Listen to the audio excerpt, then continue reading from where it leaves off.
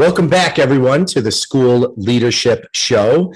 This is Mike Dowdy, and I have a very special guest with me here today. One of the co-authors of the book, Deep Learning, Engage the World, Change the World, Joanne Quinn. Hi, Joanne.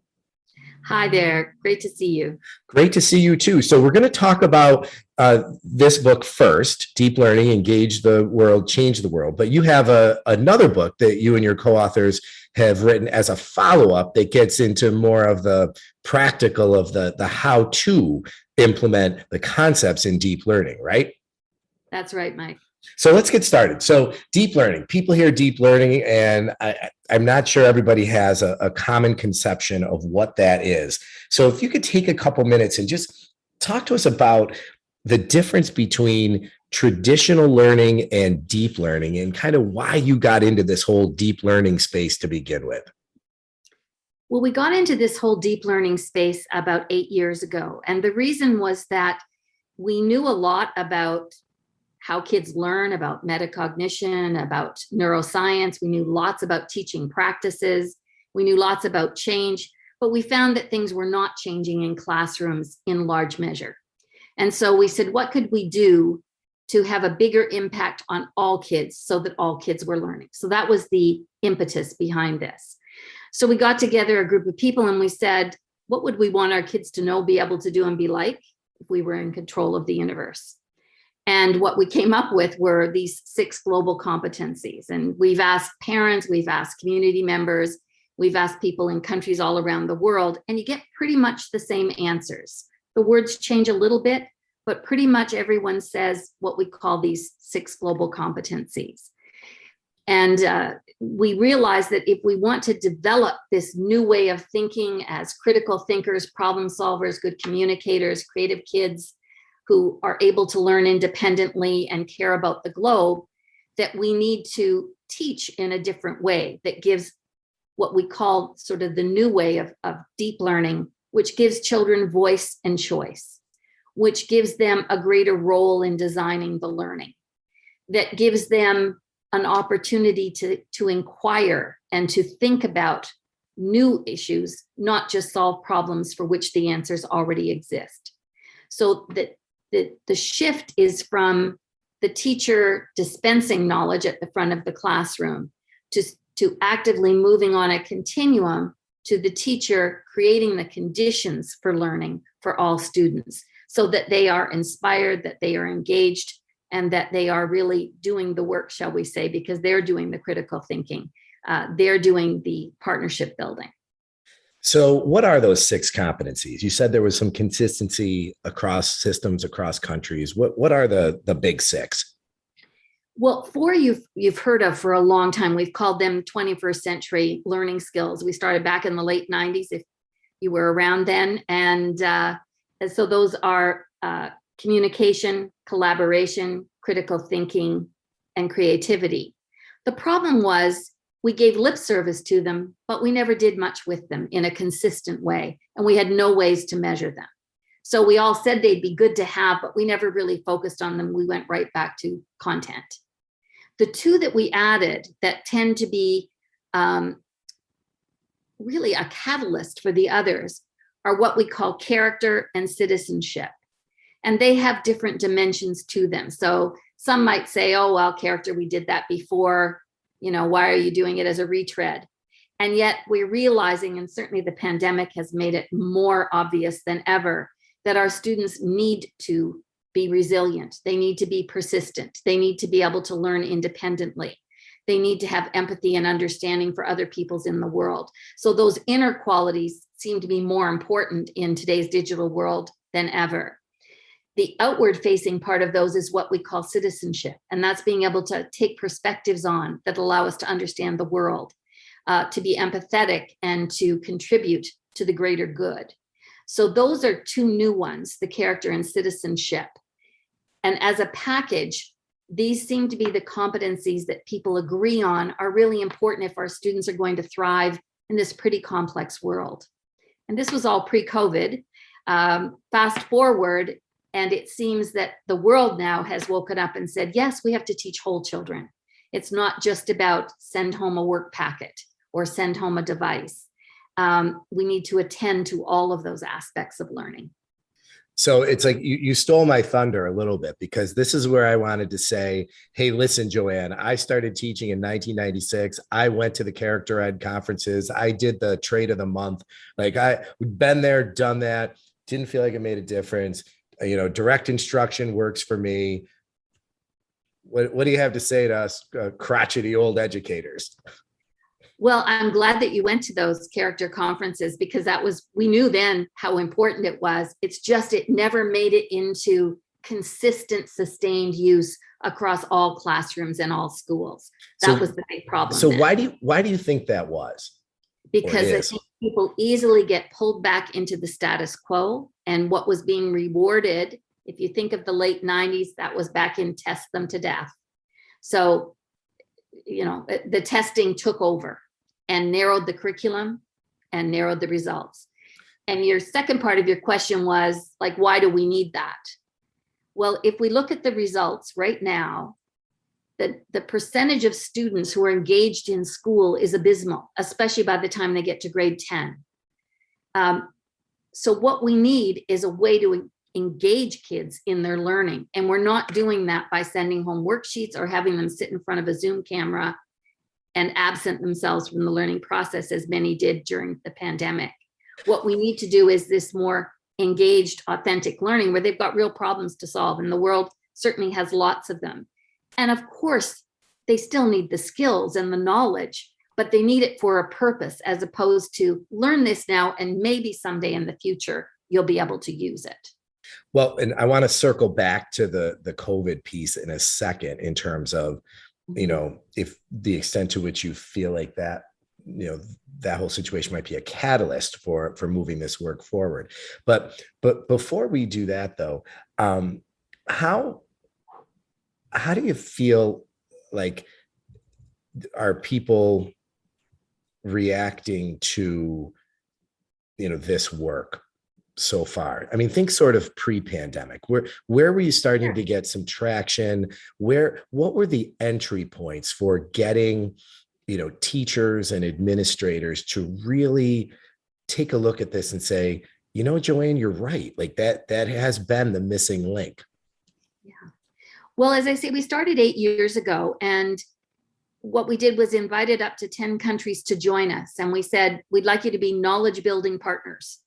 And we're going to take a look at this deep learning and say, how could we do this? What are the practices that work? What really engages kids? What helps them learn more deeply? And so we started with 7 countries to begin with, and we began this journey.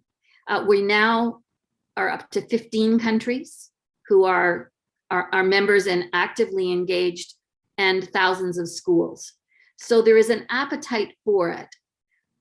If I was to say the sequence is, people look at some of the videos we have produced of kids doing this kind of learning, and as soon as they see it and we say, what kind of excited you about that?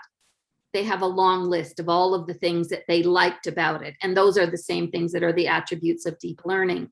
And they usually then say, this is what I've always wanted to do, but they felt constrained. They felt constrained by the rules, by the testing, by all of the requirements, and believing that that's what the parents wanted as well. What we find as this has grown is that once parents see how their children respond, and they respond by being engaged and being excited and doing better, then the parents become the best advocates. So how is this different from, straight up inquiry-based, project-based learning?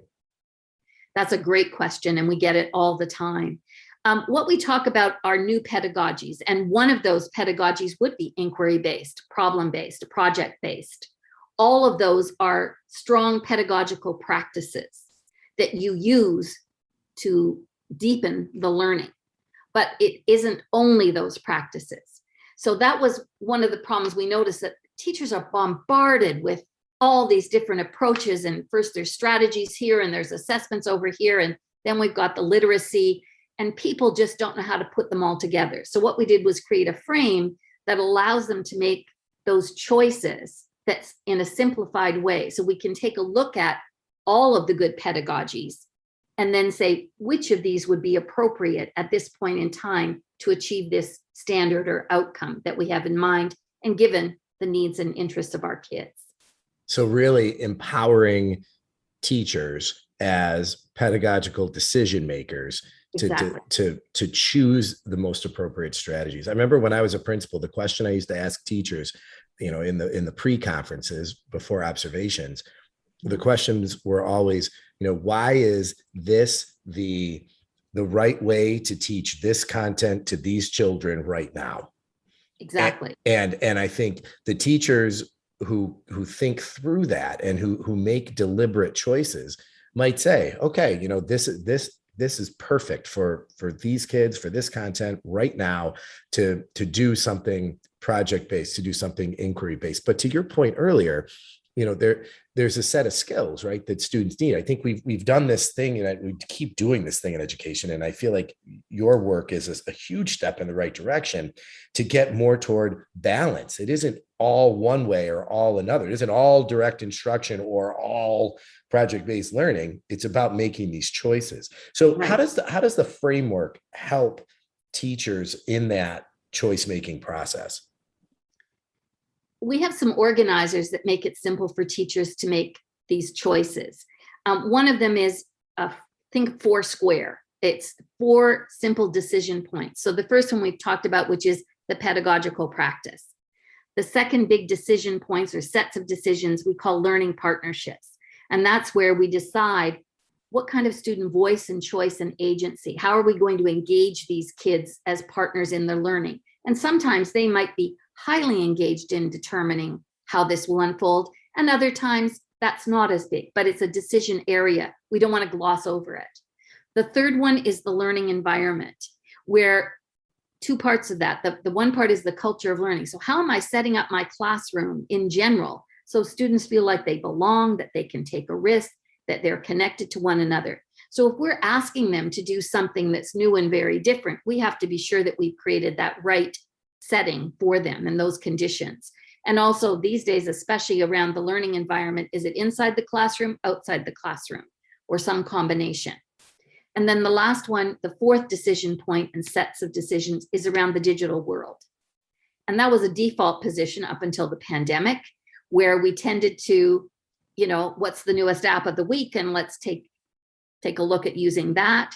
Whereas now what we want to say is, given what the standards and the outcomes are, what digital tools, along with these pedagogical practices, could accelerate or amplify the learning? So how could we connect students, especially, when they've been separated? How can we connect them? How can we build knowledge together? How can we do something like a real scientist would, or a historian or a researcher, as opposed to just using technology to do a fancy PowerPoint at the end of the learning? So it's a matter of having these 4 simple decision points for teachers. The other thing is thinking about the sequence.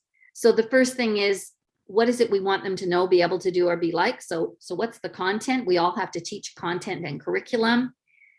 Is there a competency that we might emphasize along with whatever that curriculum standard is? Where are our kids now? So we do the pre-assessment. Where are they?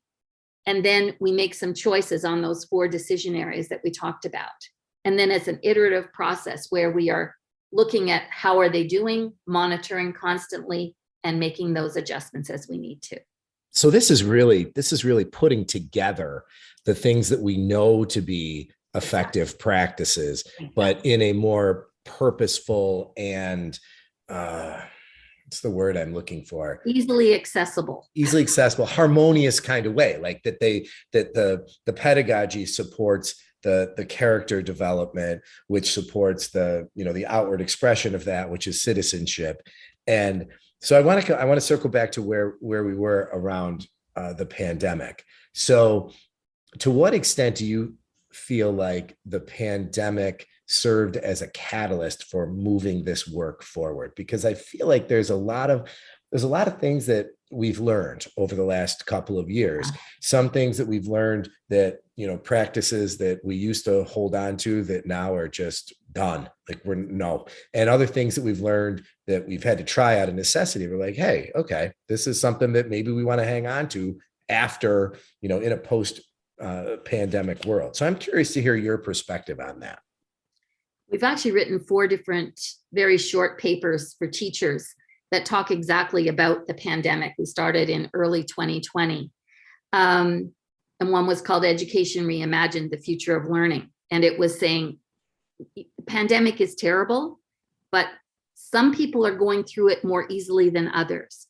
Let's learn what it is that is helping them get through it. That's the first thing.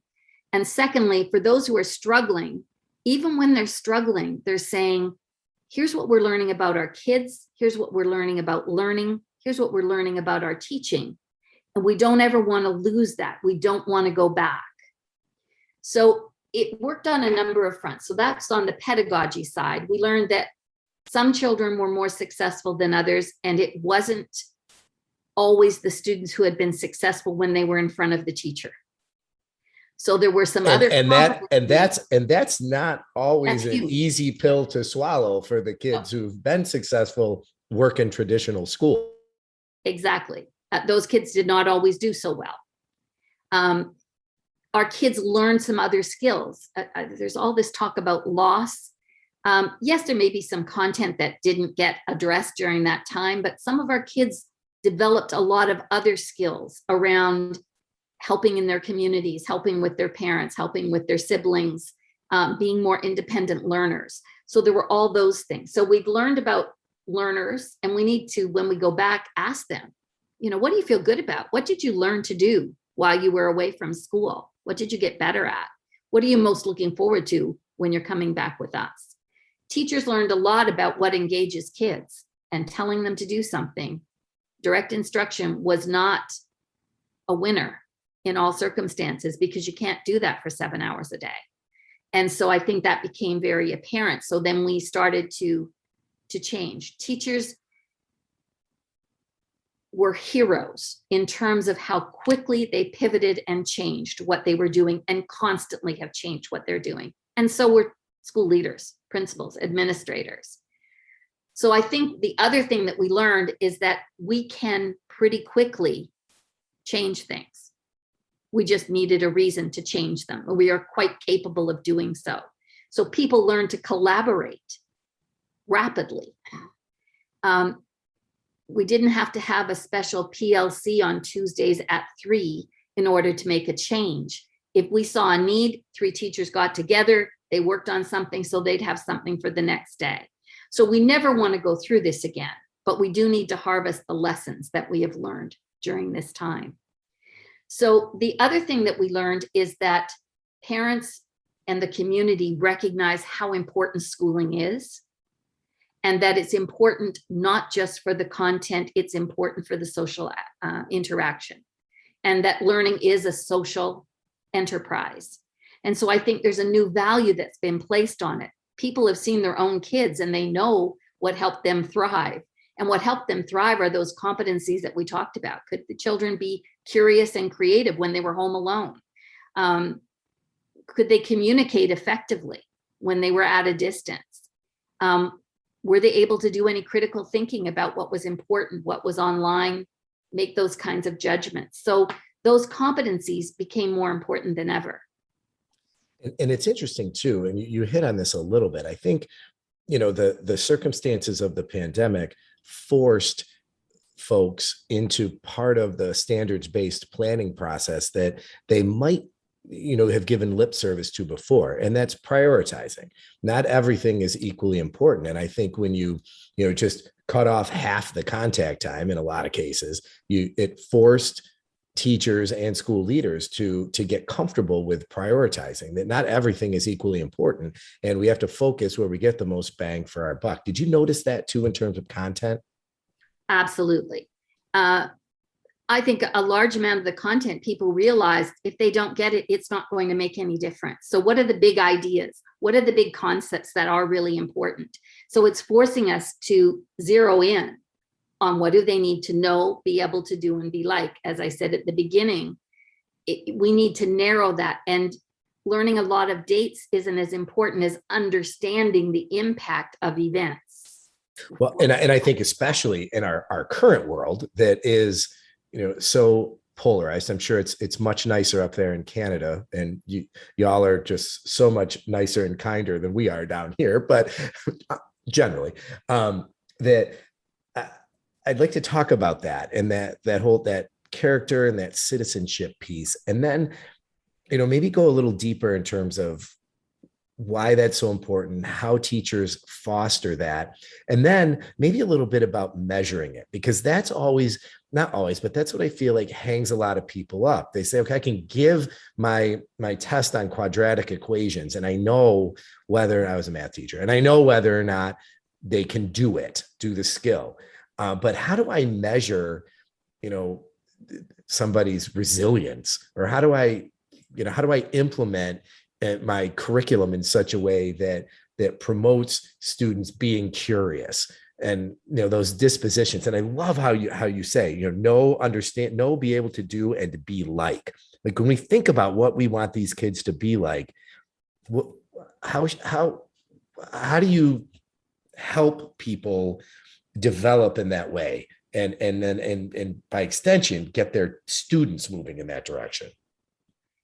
In a simple way, at the beginning, I would just start with, you all have some young children in your lives. They might be your own kids. They might be relatives. They might be neighbors. I have a 3.5-year-old great niece.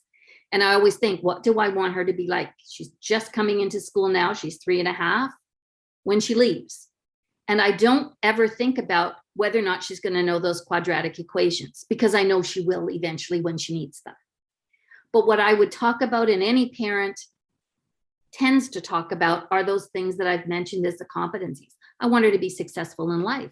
I want her to be independent. I want her to be a good learner. I want her to know how to get out and make her way in the world. I want her to be able to have friends and make her contribute. Those are the kinds of things people talk about.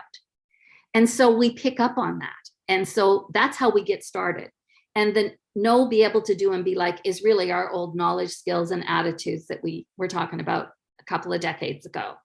But we need to take them seriously, because these predispositions, these dispositions are really important. And we learned that during the pandemic. If I can't be an independent learner, I'm going to be really having a tough time when I'm at home and mom and dad or whoever is there are busy with their own work, and suddenly I'm expected to do all this by myself. So those kinds of skills, I think everyone recognizes, are more important. Now, you say, how do we get at them and how do we measure them? First of all, intentionality is a key word for me. So as soon as we say it's really important, and we pick one dimension of one of those. So let's take persistence as part of the character. I need to be persistent in my work. I need to be independent in my work. Simply naming it as a teacher, looking for it, talking to our kids about it, doing a T chart or a Y chart, but what does it look like and sound like when I'm being persistent? What does it look like and sound like when I'm an independent learner? And whether I'm 7 or 17, I need to be able to articulate that, because I'm not going to get better at doing it unless I can. So simply surfacing it and focusing on it, and then saying, okay, I need to give my kids opportunities to be persistent, to be independent learners. How am I going to do that with what I'm teaching over the next week or month or whatever? And then we have created some tools called learning progressions that take each of those dimensions or attributes and describe what a pathway might look like for a student from very low mastery to highly proficient mastery of that attribute, that skill, that ability, that competency. And those learning progressions, they're in the second book, right? Or are they in the first book? Okay, so all right, so talk about the second book. The name of the second book is A Dive into Deep Learning. Okay. And once we got people interested, we wanted to give them the tools that made it easy to do. So talk about some of the tools in that book, and in the show notes, I'll link to both books so people can find them easily. And talk about, in addition to those learning progressions, what are some of the other tools that help teachers with implementation? Well, the first set is around the global competency. So we describe for each one of those, it's not like you've either got critical thinking or you don't have it. It has about 5 different dimensions. And for each of those dimensions, we describe what a pathway would look like. And teachers can use those to say, gee, where do we think our kids are now? What would make this sense for them as their next step in their learning? And then how will we measure that to see whether there's been growth over time? So that's the competencies, and these learning progressions are extremely useful for that. We also have student-friendly versions so that students themselves can look at these progressions and say, okay, you know, if I want to be a better independent learner, here's where I think I am now. It looks like this is what I need to work on next. And there are tools that students can use to have that conversation, to make some records, to share it with a peer, to share it with their teacher, and to assess whether or not they think they're growing. And we wrote those at about grade 5 level of language. Teachers have also developed them for much younger children, but from 5 and up, so that students can become those independent learners. For teachers, we also have a learning design template that takes them through that sort of sequence of decisions that I was talking about, and makes it simple, and then provides multiple examples of what that kind of learning might look like at different grades and different content areas. Those are just a few. Well, and it makes total sense. I mean, how long have we been preaching to the field about make sure students understand what the objective is, make sure that they understand when it comes to learning content, you know, what does it mean to have learned this? How do you demonstrate that you've learned it? Which makes total sense. Why would we keep the progressions of the character and citizenship work a secret and say, oh, well, you know, we'll let you know if you get there instead of here's how to get there. Or critical thinking, or any of them. And then think about, as a principal, you know, I was a teacher and a principal and a superintendent. In a school, everyone is on their own island. And it's very hard. And that, you know, I was a middle school teacher for a long time. So, you know, kids might experience 8 different people in the course of a day, and everyone has their own way of looking at everything. So if you're going to be a critical thinker in my class, here's what I'm looking for. But you go down the hall to the math class, and this is the kind of critical thinking we're looking for.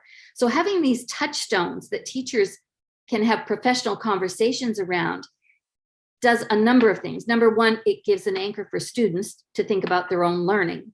It gives a common language to teachers across disciplines and across schools and even school districts, so that students don't have to figure that out. And you can imagine from year to year, they start to develop their own language. That gives them time to really focus on the learning, because they're not spending so much time to figure out what Mr. Doherty wants or what Mrs. Quinn wants or whatever.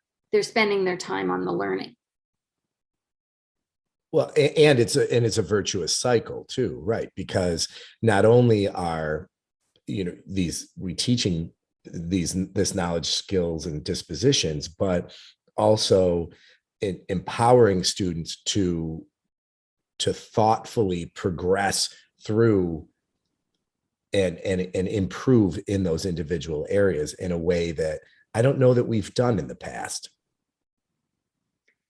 And one of the things we learned during the pandemic is that for those who had started in this deep learning way of thinking prior to the pandemic, seemed to do much better, because they had this organizer of these 4 decision points. And we provided a number of tools on our website that said, you know, if you're in a hybrid situation or a virtual situation, how do we pay attention to the learning environment? How do we build the partnerships, student voice and choice? How do we use the digital appropriately? And how do we make decisions about pedagogical practices? And we provided some organizers to help teachers think about those things. It really did seem to put them in better stead. I think another indicator is that since the pandemic began, we've had 5 countries join our membership. And I mean, that's unusual. That they see we've got to do things differently. Well, and they say, right, you never let a good crisis go to waste. And like we talked about before, you know, what can you take from this? You know, what have you learned that will improve practice, and what can you jettison that Mhm. won't. Now, you mentioned the website. Is that something that's publicly accessible? Absolutely. What? We have a public website. It's deep-learning.global. Okay. And I'll And make on sure it, yeah. we have webinars that we provided, a number of free webinars all during the pandemic. We have resources that we have created for teachers, and documents principals can use to have conversations with teachers, especially as we come back, so we can start to be reflective and ask ourselves those questions you've been raising. What did we learn during this time? What do we want to keep doing? What do we want to stop doing?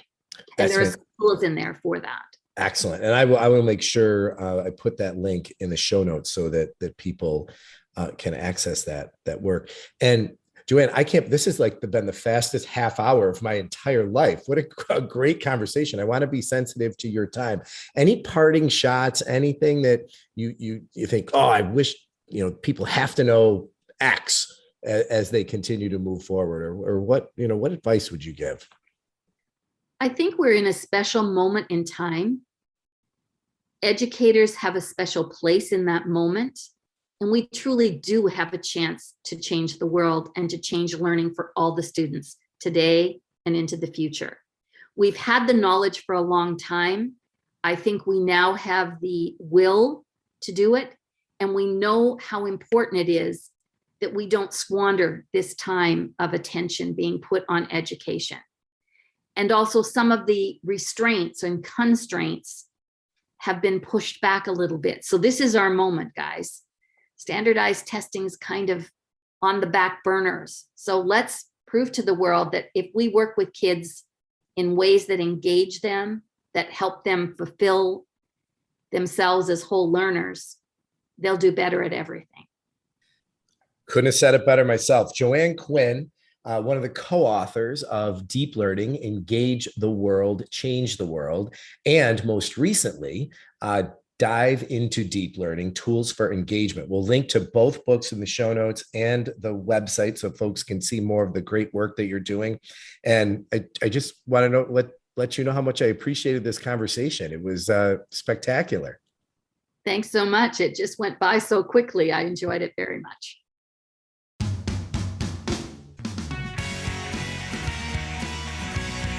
Thanks for listening to this episode of the School Leadership Show, a podcast for aspiring and practicing school leaders. Send your comments, questions, and show ideas to me, Mike, at schoolleadershipshow.com. And please consider rating the podcast in iTunes and leaving a comment. And definitely pass the show along to your colleagues.